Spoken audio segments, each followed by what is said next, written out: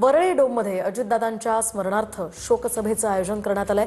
या शोकसभेला राष्ट्रवादी पक्षातील नेते, सिनेसृष्टीतील कलाकार, सामाजिक कार्यकर्ते यासह अनेकांची उपस्थिती पाहायला मिळते। राष्ट्रवादीकडून या शोकसभेचं आयोजन करण्यात आलंय। तर आपण या ठिकाणी पाहतोय अनेक मान्यवरांची या शोकसभेमध्ये उपस्थिती पाहायला मिळते। राष्ट्रवादीतील महत्त्वाचे नेते आता पार्थ पवार आणि मुख्यमंत्री देवेंद्र फडणवीस सुद्धा इथे आलेले आहेत। अजितदादांच्या आठवणींना या ठिकाणी उजाळा देण्याचं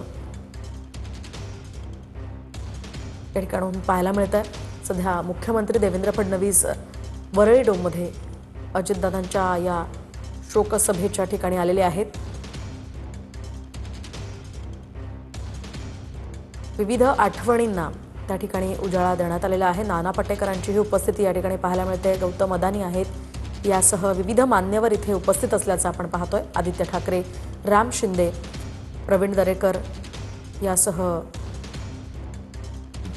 माणिकराव कोकाटे आहेत, रवी राणा आहेत, पवार कुटुंबातील काही सदस्य आहेत आणि मुख्यमंत्री आता इथे आलेले आहेत।